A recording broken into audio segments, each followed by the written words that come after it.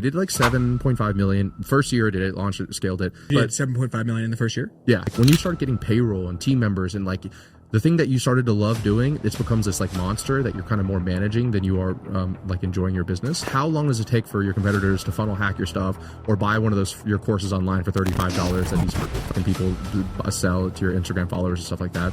How long does it take for somebody to do that? And then now your information is out there. There's 22 immutable laws of marketing, and what the first law is better than better. I've seen a kind of a scary trend. There's a lot of people who are like literally giving away entire courses online for free, right? They're putting like literally what they used to charge $15,000 for onto their YouTube in a course or something like that, totally for free. You could, all things being equal, put out the same content, and one requires a team of one person and the same amount of work, and one requires a team of 15 people. I would always take the team of one. The velocity of views is always fastest, right, when you publish it. So we always publish at 12 o'clock Monday, Wednesday, Friday. Our thumbnail designer creates two thumbnails, and after 2 hours, if the click-through rate is below 6%, they will test the other thumbnail to see if it'll increase. Oh, interesting. Okay. Yeah, so that's TubeBuddy's pretty cool that lets you do that. I don't want to be the last in this trend right now. If the only thing separating you from your competitors is that you have better information than your competitors, the real value in what we provide is really in a lot of the client success team that we have, the one-on-one work that we'll do, the done for you, the mastermind events, et cetera, et cetera. The average cash per sales rep that we're able to take in has more than doubled, because now they're just speaking with 3s and 4s all the time. So we can see how our score is going over time. So I can say people who come from YouTube, they're average a 3.5. People from Facebook ads, they're averaging a 2.5. This month we're at a 3, this month we're at a 2. And so over time, we have seen that YouTube by far gets us way more 3s and 4s. If I could eliminate it or automate it, I'll always try it. Even at least test it at first. What's up, guys, and welcome to this episode of the Mindful Leaders Podcast. I'm your host, Dylan Vanis, and today we have a guest named Ravi Avubala on the show. He's the founder of Scaling with Systems. He's an absolute systems expert. You'll hear as we go through this episode, we talk about how to create systems, how to create automation. He literally optimizes every part of his life, from what he eats to how he works out. So it's an amazing episode. You're going to learn a lot about how to create systems in your business and your life. So you ready? Let's go ahead and dive in. Everything says is A. I said Ravi with a U because everybody, it is Ravi with an A, but I say with Ravi because that's how it sounds. Oh, okay. Like okay. I blew Ryan's mind when I did it. It's like, it's Lovey Ravi is what I tell people because it's the easiest thing to remember. It's like Ravi, like R-U-V-E, but it's R-A-V-I, you're right. And so people call you Ravi? Ravi, yeah, or Ravi, or yeah, which I, whatever, I don't give a shit. But now I just started introducing, especially in podcasts, because I know what it's like, because then we'll talk about 50 things, and then you'll be about to introduce me, and you're like, what the fuck how do I say his name again? So that's why, because I've been on your end before, so that's why I just introduced it as R-U-V-E. Got it. Okay, cool. So, guys, we've had probably a half hour of amazing conversation before this. He gave us the secret to wealth, told us all about his watch collection. So, dude, I like to start kind of with either like a controversial question or something that can be triggering to some people. Love it. Yeah. So dude, have you ever been burned by an employee, and if so, what happened? Have I ever been burned by an employee? So one of my values in my company and in my personal life is extreme ownership. So I would never. Jocko's book is amazing, by the way. Yeah, so I read it, and that's like I was living some of it, but I don't think it was extreme ownership. And then I was like, oh, this is. And then I have 43 principles I live my life by, and I added that to that. And then when I started learning about values in a company, I was like, okay, I need to have the values of the company be my values, because that's the only way that like it'll be real to who I am. So I made it one of them extreme ownership. So for me personally, I could never say that an employee burned me because it was my fault for hiring them. But that's just the thing. Like for my first, I'll give you a great example. One of my first employees was a client that ended up eventually being client success manager and then helping out with some tech stuff. And then as we started scaling, we hit our first like multiple 7-figure year, and everyone was like, oh yeah, you need a COO. You need a COO. Like people at your level have COOs. And so I still remember, because this story is kind of funny. I'm at our event in San Diego, California, and I'm like talking to a bunch of my clients. We had about 50 clients there, and I'm like, yeah, you guys need to get yourselves a COO. Like, we got a COO recently. It's really good. And this guy I'm talking about, my employee, he's like, wow, oh, we got a COO. That's cool. That's cool. And then I was like, yeah, it's this guy here. And he didn't even know that he was a COO, because I was like, I was going to tell him. And the reason I say that is because like, I just didn't know what I didn't know about hiring and employees and compensation and skills and all of that stuff. And so I don't think he did anything wrong by any means. He definitely helped us out a lot. But looking back, it's like, okay, if I actually wanted to pay somebody that amount of money and have them be a COO, like they should really have operating experience, not just be somebody who was like a client that was a client system manager. That like I used to think COO just was your right hand man, but in reality, no, they have like a true job description with responsibilities like one-on-ones with team members, et cetera, et cetera. So it wasn't that I was burned. Anytime I've had an issue with a team member, it's always been because I didn't know what I wanted out of that person first. Or the second thing was I knew what I wanted out of that person, and that person had consistently shown me they couldn't give it to me, and I still kept them on because maybe they were a culture fit.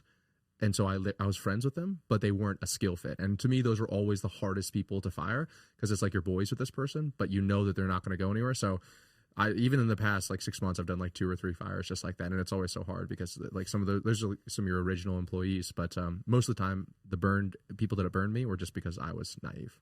Dude, I love that philosophy, by the way. That's awesome. In my world, one of my first fires ever was someone I'd been friends with, and literally fired him, and he starts crying like, oh my god, I'm like, oh man, I've never had that. Yeah, I've like never had that. A grown man who's your friend. That's tough. Crying. I don't know how I would handle that, honestly. Just cry and pretend you care. I mean, whatever. I'm not going to judge somebody for crying or whatever, but it's like, honestly, anytime I fired, I've never burnt a bridge. I've never burnt a bridge. Like we might have left with like a little bit of tension, but I've always made it a point to never like burn a bridge, especially in our industry where it's a pretty small industry. You know what I mean? Like I get people from other companies all the time that come work for our company, and like they will tell me things about those other companies. Now, a lot of times if they tell me in the interview process about how bad this other company was, that's almost an immediate red flag that I won't hire that person. Yeah. So but if they come on the inside and then I'm like, how did this person used to do it? And they're like, oh no, this was a shit show or something like that. That's when I'll usually figure out like the truth of the business. Yeah. Dude, I think I heard Jeremy Miner say something like that too. It's like one of the things he looked for in interviewing process. Like if someone's talking shit, like don't hire them. Or dude, maybe I saw that in your stuff. Like it's such a genius thing. It's like I always thought, well, if they're talking shit, that company sucks. Yeah. But no, it means they're gonna go to the next employer and they're gonna talk shit about exactly. you. If they were gonna do it about this person, and I get that you could be a disgruntled person, but it kind of also goes back to my value of extreme ownership. So it's like if I honest to God, I just hate people bitching and moaning and complaining. So like if I am on an interview and somebody's complaining to me, I immediately am just like this, I'm not going to be able to work with you. And even for us, the way that we do our hiring process is the first interview is always a culture and values fit, and the second interview is always a skill fit.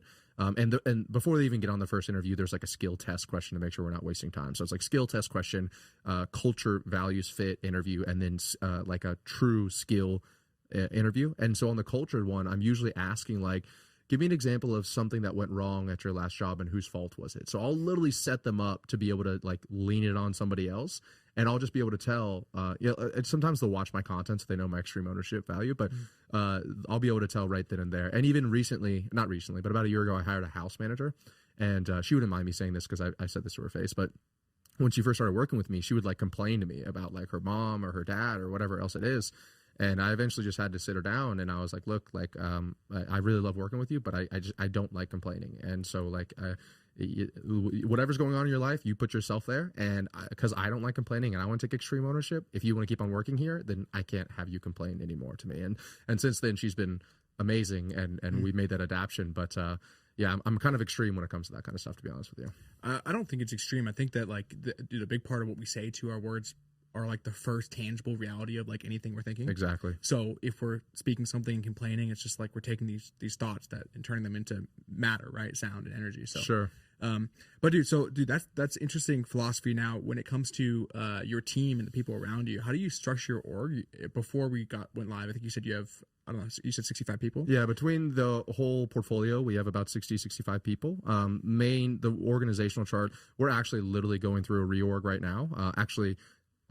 That was like one of the things I saw at the annual, once again, going back to traction, which I think we were talking about before this. We had our annual meeting, and I just realized that I was actually, in my opinion, I was too deep in my organization, and I had too many managers and not enough doers. Like, we had a lot of doers. We started really scaling. Then we started hiring managers to manage the doers. But then eventually we got to the point that, like, we had too many managers managing either managers or doers, and they weren't actually getting stuff done. So our payroll was really inflated for what I think it should have been. I mean, it was eating up 40% of our revenue, and I'm just like, dude, this is fucking nuts. And so I ended up we're in the middle of a reorg, but that's a long way of saying that the way that it's set up is that there's me at the top of the org. Is this what you want? This level? Yeah. Okay. Me at the top of the org. There's only 2 people that report to me, technically 3. One is my executive assistant. Underneath my executive assistant is my house manager. So executive assistant covers everything that has to do with like my life. And then my house manager covers everything that has to do with my life in Miami, right? So like sometimes I'll need packages taken somewhere, or I'll host an event or something like that, and so my house manager covers that because my EA is remote, right? So that's the perfect combo that I found. I used to have my EA also be in person and doing house manager tasks, but then I found like if they're a really good EA, they're not going to be wanting to do like folding your laundry and shit, right. So there's the EA, house manager. My family office also reports directly to me. And then I have my director of operations. Underneath my director of operations is where we have head of support and billing, head of sales, head of client success, and head of media. And then each one of those has like head of sales, obviously, a sales team and setting team. Head of client success has the client success team, the campaign manager, and like support staff. Head of billing has like the tech, billing, operations underneath them as well. And so if you look at your team, the people that are your leadership team, are they the people that have been with you the longest, or are they the people that you've hired and recruited? Ironically enough, like I was saying even before we started doing this, like we're in such a reorg right now that there's actually it's definitely not people who have been in with me since the beginning that I did this. I have almost it's really funny. I'm hosting this mastermind in Paris in like 2 weeks, and one of my old employees just bought a ticket to it, and I was on my call with my team this morning, and I was like, yeah, Christian just bought a ticket to this. How cool is this? And I realized that not one person on that call knew who the hell Christian was, because he had worked here like 2 years ago, and we have almost an entirely new company.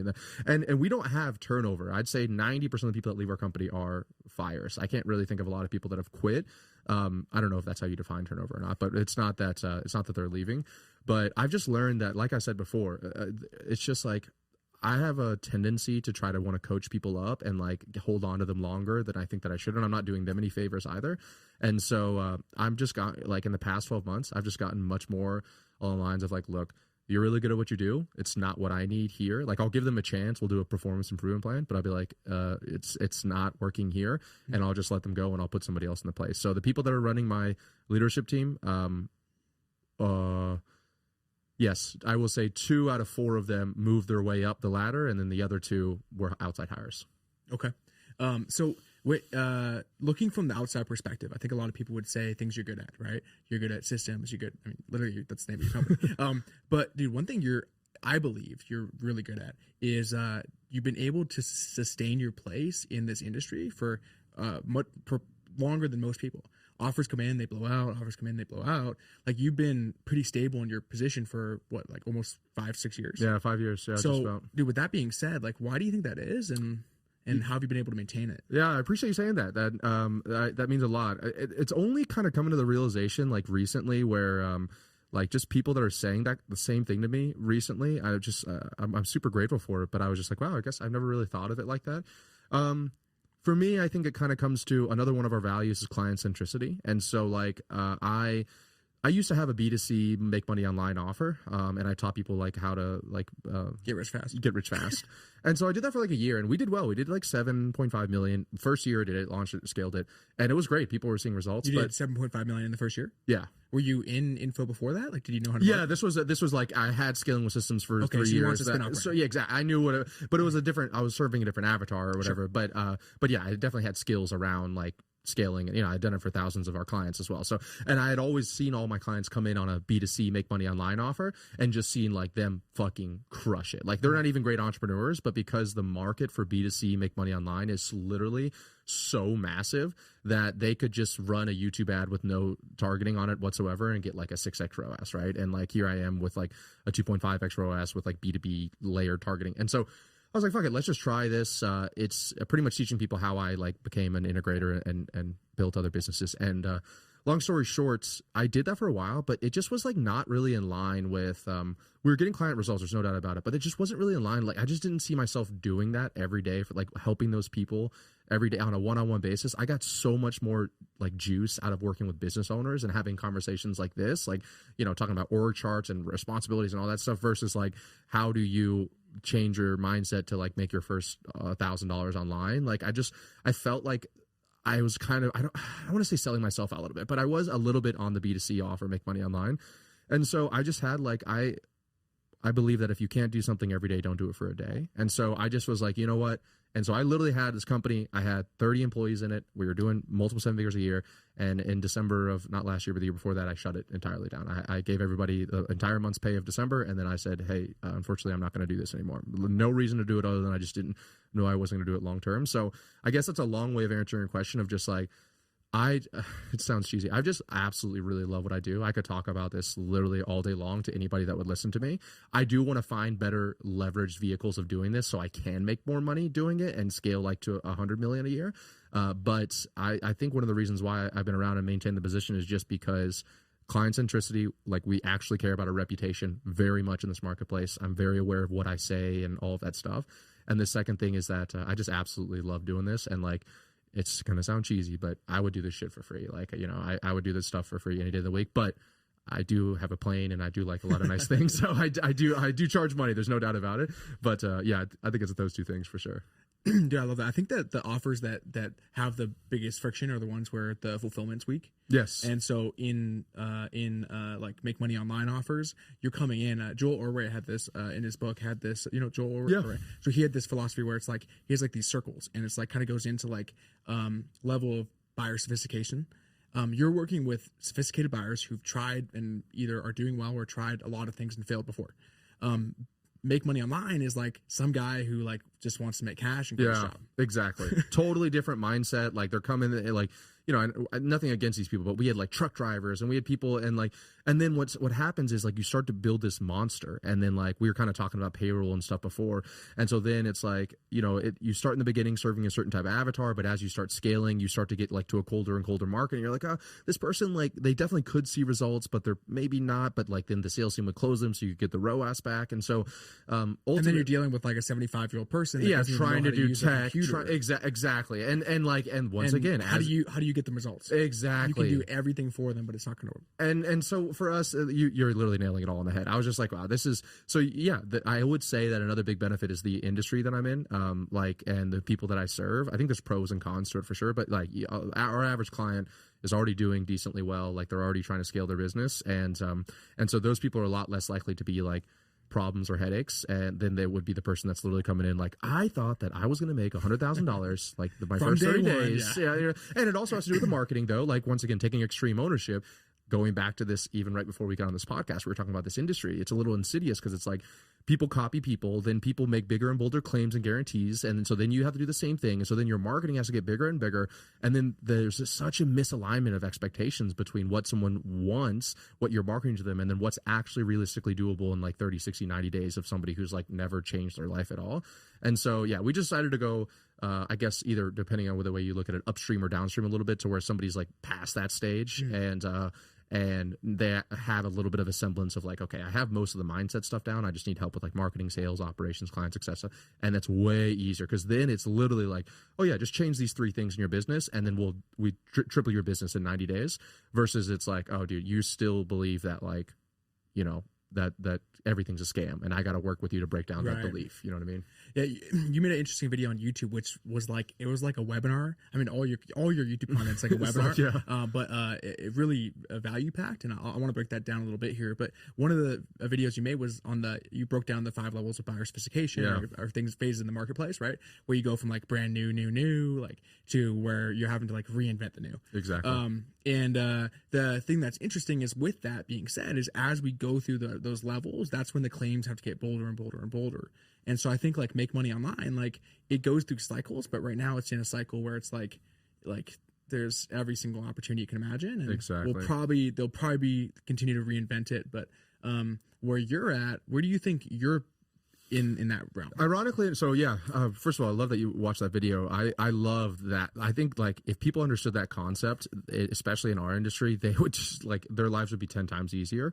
And just for people that have never heard of it before, I didn't create it. It's Eugene Swartz, 5 levels of buyer sophistication. But like one is like these people have no idea who you are, or no idea about the opportunity. It's like brand new in the marketplace. An example of that would be something like Uber. Uber was like, Uber didn't really need to like, oh, Uber's this most amazing They didn't need webinars or sales funnels. It was just like, holy shit, I don't have to hail a taxi. I can do it from my phone.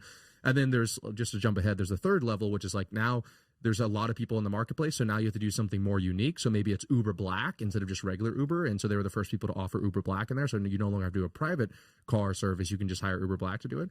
And then, so that's like introducing a new mechanism. And then the fifth level is where your market's just so saturated that you can't just be introducing new mechanisms or making the mechanisms bigger or bolder.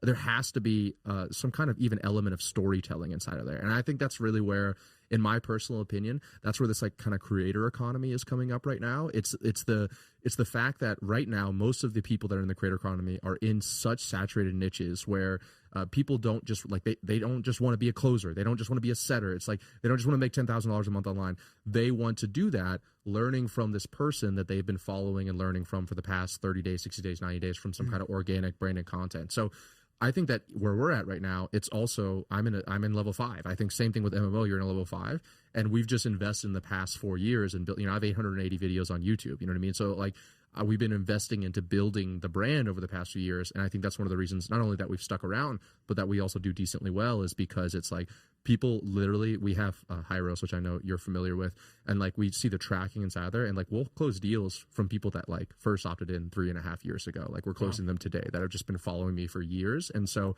that's another thing we have working for us. Yeah, it's cool too. I've got we properly set up Hyros about 1.5 years ago, so I only have the data from like that point onward. But we have people that like literally save up. Yeah, like they're like, okay, yeah, like I'm saving up to buy your XYZ program, and I would imagine that's the same with your stuff. The thing that's really fascinating, so you've got kind of your YouTube. The way it's structured is you have a few videos that have really gone off, and I'm curious if you ran traffic to those, like the ClickUp one, the LinkedIn Apollo one. The only time we've only really ever run ads to one video, and it was the self-sustaining funnel video. Some of the stuff we're talking about right now. That was and that was just about 60 days ago that I was like, damn, like we do ads on Instagram to get people to look at it. We do ads elsewhere. And so we've kind of restructured our whole marketing strategy in the past 3 to 4 months to follow what we call the self-sustaining funnel, where like we're putting people, instead of opting in, just straight to our free content and on YouTube. And so we started running YouTube discovery ads to our top of funnel videos, specifically the self-sustaining funnel. And so that has like 65,000 views, but we're getting on YouTube, there's 2 big metrics that we look at: earned views and cost per view and cost per earned view. So cost per view is for us right now like anywhere between 7 and 14 cents to get someone to watch the video. And then on YouTube, they also track something called cost per earned view, which is how much it costs for someone to watch not just that first video you sent them to, but then organically they're going to go watch another video on your channel in the next 7 days. YouTube tracks that. And right now it costs us anywhere between like 25 cents and 35 cents to get someone to watch 2 videos, which is nuts. Because if you think about it, like, you know, you're an ads guy as well. It's like, I've run ads, and it's not uncommon for our cost per lead to be $20 and our play rate on our video sales letter to be 50% once they get past the opt-in. So that means that you're typically costing you about $40 to get someone to watch your video sales letter. And then you compare it to if you just put your video sales letter on YouTube and drive discovery ads over to it, it's costing us 16 cents to get someone to watch that video. And even more important than that, if they don't book a call, even though I do make a call to action, that we're getting about 50% of people to then watch another video on our YouTube channel later on as well. That's cool. And I think that the thing with what you're doing, it's not as sexy. Like you don't have a million followers, and you're not doing these like extravagant video, Mr. Beast style videos. Sure. But it's converting. Yeah. And your videos are the kind of videos where like people in our industry like send them to each other. Yeah. Like, check this out. Like, dude, one of them that actually got sent recently was one where you're breaking down your done with you, done for you, do it yourself. And it was just like the easiest, simplest thing. And so the fact that your content's making circles with high level people speaks to the volume of like the strategy and the customers you're talking to. Yeah, dude, I appreciate you saying that. I know you're jazzing me up a little bit here, but that means it's funny because like the other day I was talking to my girlfriend, and I got this message from this guy on Instagram. He has like 1.3 million followers on Instagram. He's crushing it in the financial e-learning business. Yeah, I've never even heard of him, but like he was like, "Yo, I just wanted to send you a message. I watched like every video of yours on YouTube, and like this shit should be like 50 grand, and you're putting it on YouTube." And I showed him my girlfriend, and I was like, this is literally exactly the type of client that I want to be attracting. And we ended up having dinner later that week in Sea Spice, and had a really great conversation. I learned a lot from him as well. But yeah, I'm not I don't know if I'll ever be like Hormozy went like eventually very mainstream, like with the videos, like, you know, the diet and all that stuff, which I mean, he obviously knows what the fuck he's doing. I'm just saying that, and I might eventually do that as well. But right now, like my videos get on average, let's say 1,000 to 3,000 views. But like you said, it's like the people that are watching these, dude, 50% of our revenue comes in from our YouTube, like no doubt about it. And so they're like sending them to other people. And would I like to get more views? There's no doubt about it. But even right now, I had a conversation with our media team right before we came here, and like my most recent video was actually I think you had Dan Martell on your so I had Dan Martell on my podcast, and we switched. Your thumbnail was sick on that, bro. That's what I'm about to say. So it's funny. We switched from doing like super high production, like it takes 2 weeks for this video editing to get it out, and I was like, you know what, dude, let me just fucking Loom video a Google Doc, and let me put it up on YouTube. And we've been doing that, and it's been working so well. And I don't even need the editing team now. I just go straight Loom video, Google Doc. I might do a ClickFunnels lead magnet just to get if they want the access to the Google Doc, and they'll opt in for it. I'll put it on YouTube. And then the only other bottleneck, so one of our other values is simplification and systemization. So the only other bottleneck I have from not even needing a media team is thumbnails. And I was like, what if I just fucking put a photo up instead of doing like an actual thumbnail? And so I did a photo that Dan and I took at during the podcast, and it's converting at the same click-through rate as like my graphic design thumbnail guy that did it.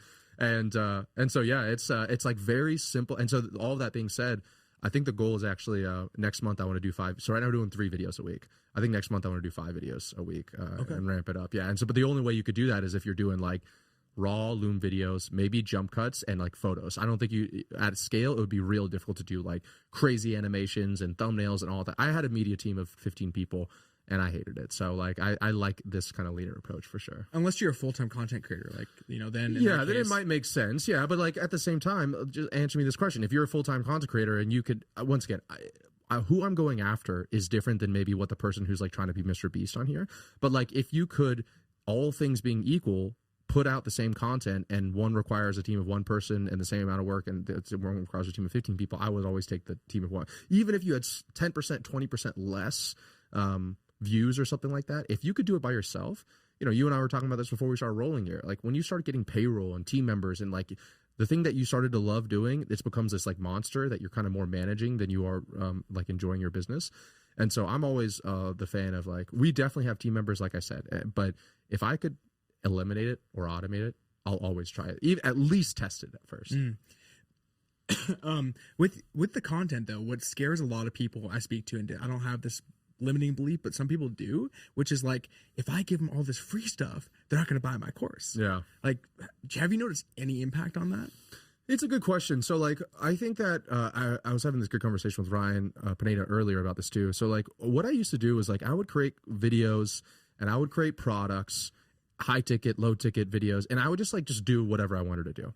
And now what I started doing about 6 months ago is I like sat back and I was like, okay, let me actually create what the product suite of what we're doing is going to be. Let me create a 1-pager of our marketing material of who we're going after, what their pain points are, what topics I would cover inside of my content around that, what solutions we solve. And then let me decide what are the different products and how do they play into each other, and like, so they don't cannibalize each other. Like last year, we would have like a product that was a recurring subscription thing, and then it was like this high ticket, but also the high ticket included the recurring subscription. It was all very confusing. And so a while ago, I just kind of put it together, and I was like, cool. Okay, so now what we have is the free content is what I put on YouTube. Then I have a low ticket products. Then I have a $97 a month subscription products. And then we have our 2 high ticket products. And now that I have it like literally in a graphic in Canva of what the different things that people get for different things on there, I know that like I can create a video about this because it's not going to cannibalize my high ticket offer. And the other thing that I've noticed, and this might help the people that listen to this as well, at least in my industry, I've seen a kind of a scary, I won't say a scary trend, but there's a lot of people, specifically content creators, who are like literally giving away entire courses online for free, right? They're putting like literally what they used to charge $15,000 for on their YouTube in a course or something like that, totally for free. And all you do is maybe opt in or something like that. And the way I look at it is this, you know, there's 22 immutable laws of marketing. And the first law is first is better than better. And so I don't want to be the last in this trend right now, where if you really think about it, if the only thing separating you from your competitors is that you have better information than your competitors, and I'm specifically talking about the e-learning info space, it's not that much of a moat and not that much of a competitive edge, because how long does it take for your competitors to funnel hack your stuff or buy one of those your courses online for $35 that these fucking people sell to your Instagram followers and stuff like that? How long does it take for somebody to do that? And then now your information is out there. So for us, the real value in what we provide is really in a lot of the client success team that we have, the one-on-one work that we'll do, the done for you, the mastermind events, et cetera, et cetera. And the info itself is like, I'm not trying to say, oh, the info is where all the solutions to everything you want to in the world is in here. So by if you're really concerned that if you gave it all away by putting your best content on YouTube, in my opinion, then your stuff isn't, you don't have a good enough product suite, because you're really just selling information. And in the high ticket space for like $5, $10, $15, $20, $30,000, no one's really buying anymore like just information. And if this was a different time, if people weren't literally putting entire courses on YouTube for like free, I would say, yeah, keep it guarded. But I'm seeing this trend, even like you had said earlier, a lot of my clients as well, I'm seeing this trend of people doing that. And I just don't want to be the last of the table. I don't want to be the person that's like, oh, all my stuff's protected and reserved. And then everyone else is going out there and teaching something similar. And then who is people going to listen to? The guy that gave it all away for free, or the guy that's like, oh no, first you got to pay me $15,000. So I'm trying to kind of be ahead of that curve a little bit. Okay. Yeah, it makes sense. So when it comes to your funnel, these people are coming in, they're seeing your stuff. You can't really specifically call them. So you're kind of just waiting for them to book on your calendar. How does your sales team operate, and like how do you fill your team's calendar through all these things that are happening? Yeah, that's a good question. So going back to what I said earlier, like I have that YouTube video on the self-sustaining funnel. What we used to do was like opt-in page to video sales letter to a calendar page and sales call, et cetera, et cetera. What I'm seeing now is like I've kind of replaced all of my gated content, like opt-in pages, webinars, VSLs, with YouTube, just organic YouTube, people going to the YouTube channel. And I also noticed that because, like, I don't know about you, but for us, I've never seen more and more people give fake information when they're opting into stuff than I have right now. It's like literally 50% of the people that are giving us their stuff, they'll give us their maybe the right email, but everything else is like, because everyone in our industry, at least, has been so inundated that they know that, like, if they're opting into a training, they don't have to give them their accurate information, because on the next page they're going to get the training or whatever. So like, you can't be like, oh, I'm going to send you the training in the text message. Everyone knows that that's bullshit. So once again, I'm talking about my industry. So what I realized is like, okay, if there's a study done, the General Social Survey. It's the largest inter-person study done in the world on trust. And we're at the lowest point of person-to-person trust in the last 40 years in the United States. And so what I'm learning right now is like, okay, everyone's giving away all this information for free online. We're at the lowest point of person-to-person trust in the United States in the last 40 years. And I can kind of jump ahead of this curve a little bit by saying, okay, let me put all my best content on YouTube. And then the other benefit is that YouTube is like a marketing team. They're like a setting team for you. YouTube, if you can get somebody to watch your video, they're going to send it to their friends, and then they're going to also YouTube pixels them. And so then the next time they're on YouTube, when you have a YouTube video that comes out, they watch that video of yours. And if you really, I've spent literally millions of dollars in marketing. I've built thousands of marketing systems. If you boiled marketing down to one thing, it's really just getting people to consume your content before a sales call. Like that's the way that I see marketing. And you really want to try to have them consume the most efficient amount of content before the sales call. But long story short, it's consuming content before the sales call. So if I can get people to watch content, once again, super leverage, where I'm just in my room 3 times a week, filming 3 videos, uploading it with a photo and no like processing or anything like that, no editing. If I am doing that, then we can scale to millions of views on a weekly basis without a team there at all. And it's so much simpler. And then when people are ready, they will opt in, become book a call, and get on the sales team calendar. Now, your question was like, okay, well, how do you fill the sales team calendar? Well, first of all, just by doing what I just said a second ago, we almost filled the sales team calendar. So like just by doing organic content and driving traffic to the organic content, we'll fill the sales team calendar. But another 2 huge drivers of growth other than YouTube is going to be, first of all, paid ads, obviously. So we do still do opt-ins and low ticket funnels, et cetera, but we're just moving that from being the full thing to like a little bit less. Like we're lowering the ad spend. The goal is to be like 90% organic and 10% paid. And the other thing is the setters and our email list. I'd say our email list is number 2. So it's YouTube email list, because I have an email list of a few 100,000 people I've been generating over the past few years. And underneath these YouTube videos, I'm saying, hey, if you want to access this entire doc, go below and give me your information and we'll give you access to the entire doc. So then they're giving us their name, email, phone number. Some of them are real, some of them are not. And then the setters are going to outbound dial them, or the email list is going to blast out and put them on the calendar.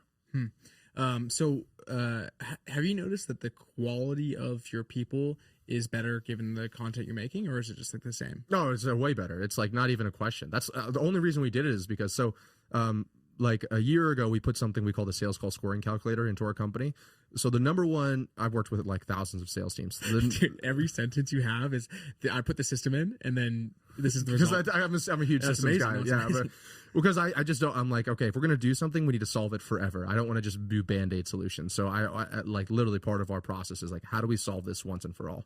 And so the number one KPI for sales teams that I've experienced is dollar per call. So if you have 10 calls on your sales team's calendar, how much money are you making out of those calls? Depending on who shows up, who closes, it doesn't matter. So let's say you have 10 calls on your calendar, 5 of them don't show up. Of the 5 that do show up, you close 1, you make $10,000. You'd be at $1,000 per call. Does that make sense? Yeah. So that to me is the best way to determine sales team efficiency in the high ticket sale world. Because like, what is the only thing limiting you on the sales team side from making more money? It's how many closed deals that your sales team can make, how much availability you have on the calendar. So instead of ramping up more and more sales reps all the time, I was like, how can we just make sure the people on the calendar are as qualified as possible? So a year ago, we put something we call the sales call scoring calculator, which is, it's actually, we use AI to use it now too. We use ChatGPT, but it was a Google sheet and it says on a scale of 1 to 4, how qualified is this person? If they're a 1, we auto cancel them. If they're a 2, we double book them on the calendar. And if they're a 3 and a 4, we leave them on the calendar without any need of kind of qualification. And since we did that, the average cash per sales rep that we're able to that take in has more than doubled, because now they're just speaking with 3s and 4s all the time. And so I say all of that to say that a year ago, we started actually tracking, not just like, oh, the sales team's like, oh yeah, this guy was qualified, this guy wasn't qualified. Now it's like we have something that we call the sales call score. It's really an MQL. And now we feed that back to the CRM. And so we can see how our score is going over time. So I can say people who come from YouTube, they're average a 3.5. People from Facebook ads, they're averaging a 2.5. This month we're at a 3. This month we're at a 2. And so over time, once again, I just try to back up everything I say with data. We have seen that YouTube by far gets us way more 3s and 4s. And a great example is you would be a 3 or a 4 on our scoring calculator. The guy that I told you that hit me up on Instagram. You're a 4. You're a 4. Don't worry. You're a 10 out of 10, man. You're a 10. And then the guy that hit me up on Instagram, he was a 4 as well, right? And so like these people that used to never really hit me up ever, now I'm getting all these people that I'm just like, holy shit, like, you know. I even had Jeremy Miner, his CMO, is one of our clients, and like I've learned a lot from them. And like the fact that he's one of our clients as well, it's like some of these people that are opening doors, I don't think ever would have happened if these people didn't consume my content on YouTube first. Like even if it's an employee in the company and then be like, yo, we need to work with this guy. So I would say by far, for sure, our most qualified people have come from, and it's increased in quality since we made that like a main priority. Does that create higher ticket sales? Like, and like, you know, like, I don't necessarily think that I'm someone that's going to come and buy a $40,000 package. Sure. And I don't actually know what your offer stack is, but are the high quality people spending more cash, or are they just better customers to work with?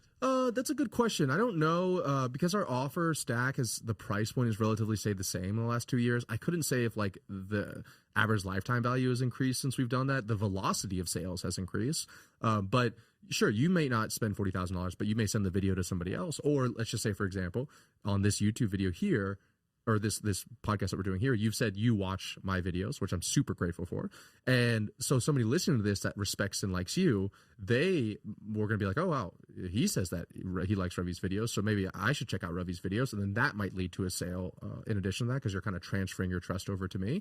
So I don't necessarily know if it's like people. I will say we do have a $60,000 package, and every single one of I've never closed an ad person to $60,000. They're always from YouTube. Yeah, man, cool. I think there's a lot of friction around YouTube, and a lot of the stuff you're talking about, there's a lot of systems you're talking about implementing. When I work with business owners, I don't care if they're new or there's someone who's already had a ton of experience and they're crushing it. The common sentiment is, I'm overwhelmed, and here's another thing to do. And so I would imagine people coming in and listening to your stuff, it's like, that's exactly what I need, but I'm too overwhelmed to implement it. What system do you have to what system do I have to help them make systems? Yeah, that's a good question. The overwhelm thing, I just think it's anytime I hear time management or the word overwhelm, I almost always attribute it to a lack of priorities. So, like, if I knew what I knew now about sales and data and marketing, all this stuff 4 years ago, I would have gone as hard as I'm going on YouTube right now 4 years ago. And the only thing is I just didn't know back then. But the nice thing about people listening to your stuff is that hopefully they're going to listen to you or I, and they're going to be like, oh, I need to do this now, that they're learning from my mistakes. And so, yes, you're right. To go all in on this, I had to cut back on other things. Like, I had to stop doing other things, both in my personal life and in my business life. So, like, people that are overwhelmed by things, it's just simply that they're not prioritizing. And if you're a business owner, I think for me, there's only really two things that matter: getting more people to know about you, and keeping those people that know about you buying more. Like, those are the two things that matter. So if you can just line your day up with those two things, then I think you can work it out. So for me, I film content 3 times a week from 6 to 8 in the morning, Monday, Wednesday, Friday. And so that's like, it's in my calendar. Doesn't matter where I am. Tomorrow's Friday. And I'm going to literally go for, and I brought, right before I left, I bought a little Shure mic that plugs in your computer. And like now Loom also has, can connect wirelessly to your iPhone. So I bought a jack. So I actually tested it before I left, and it was like studio quality sound and video. And it was just my iPhone, a thing, and the Shure mic. The Shure mic was $130 or $200, something like that. So like, let's say for $220, and an iPhone, which everybody has here, I have a full studio setup. And so I just need to dedicate my time tomorrow morning to do it. And once again, I'm just doing Loom videos. There's no editing involved, and I'm just going to shoot it in my. So it's, I just think just get started with what you got. And like, I think people make it way too complicated. And look at once again, I'm not the most popular YouTube person in the world, and I don't know everything. So maybe don't look at my stuff, but I'm filming content, and I'm just making a Loom video and uploading it with a photo as a thumbnail, and we're getting clients from it. So you're putting text over the thumbnail, though. So we were, yes, but the one that I did with Dan Martel was just a photo of him and I. Dude, I swear there was like 100 million in. Well, what we do is after 2 hours, so we use TubeBuddy for a split test tool. Okay. So what happens is our thumbnail designer creates two thumbnails, and after 2 hours, if the click-through rate is below 6%, they will test the other thumbnail to see if it'll increase. Oh, interesting. Okay. Yeah, so that's TubeBuddy's pretty cool. That lets you do that, and the velocity of views is always fastest right when you publish it. So we always publish at 12 o'clock Monday, Wednesday, Friday, and then within 2 hours, or after 2 hours, if it's less than 6%, they will switch out. So they might have switched it out for that reason. One of my friends works with one of the largest YouTubers on the planet, and one thing they do is they put his face in it in the beginning because it gets pushed to the audience where they're familiar with the face. They take his face out after a certain period of time. Oh, wow. And they just make it, yeah. That's super smart. I never thought, because that makes sense, because it's always going to push it to your warm audience first before. Wow, that's a good. I'm going to take a note of that. That makes a lot of sense. So one of the things you've talked about is taking care of your customers. Sure. Dude, what happens when someone's having a bad experience or someone's not getting the results and they blame you? In business, it's not real to sit here and just give everyone a full refund when they're unhappy. How do you handle that? Yeah, I think you nailed it. A good point, which is like, once again, you go back into like the info and coaching world, and even when I first started, it was like people. Like, you're not going to ask a refund for like if you get a contract for your house or for something else like that. And for some reason in the info coaching consulting agency world, everyone just thinks that like, even though I signed this contract, it's not legally binding. Or so but as you start to scale and you start to grow a team, like you do need to treat it like a real company, which is like, if they signed a contract, you need to hold them to that. Now you're going to do whatever you can to make it right, but like you said, it's not realistic to just like give refunds all the time. And people are like, oh, I would always do it, but it's like, yeah, all right, get $500,000 in payroll every single month, and then see like, if you would always give refunds to everybody. And also people ask for refunds for just like the silliest reasons, right? So or they make up some excuse and really exactly they didn't take action. They didn't do what they needed to do. And so going back to extreme ownership. Once again, we do everything we can. We try to close the right people, so we have a one-pager of who we're allowed to close, what kind of money they're supposed to be doing, et cetera, et cetera. And then we try to optimize the whole client success process and like make it like baby spoon feed what we need in order for the client to get done. We take over a lot of the stuff for our clients. Like, we write the ads for them, we write the video sales letter copy for them. So like all the stuff that we saw were sticking points, we do it for our clients. But no matter what you do, at some point you're going to have upset clients, and if you don't, you're just probably not scaling fast enough or hard enough. So for us, the SOP, there's like an escalation process. So like, I'd say anytime we have an unhappy client, about 80 to 90% of the time, it gets handled just with their direct client success manager. Like, because in my experience, most people that are complaining, they're just like, they're dealing with frustration in their own life, and then they're just they had paid you money, and so you're almost like a therapist. You are forced to listen to them complain, and so a lot of times they just want someone to vent with. And so I've just trained my client success managers to like listen to what they have to say. If they have valuable feedback, then let's action the feedback. Let's see if we can solve it. But I'd say 8 times out of 10, people are literally just looking to vent, and then you try to work with them to solve it. The other time out of 10, like let's say 1 time out of 10, it'll escalate to our client success director. At that point, he'll come in and step in and see if we can offer something else to them. We always try to retain cash if possible. So can we offer you to come to our next mastermind, a ticket to that? Can we offer you an extended extra month or 2 months? Can we offer you a call with Ravi or something like that? Here's the way to get free bonuses if you want to. That's funny. Yeah.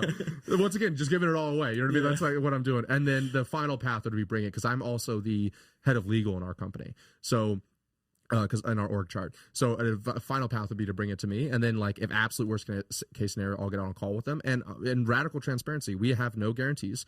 We don't offer money back refund guarantees. But like if I really felt like we had done something wrong, then I have processed. Once going back to extreme ownership, I will process it.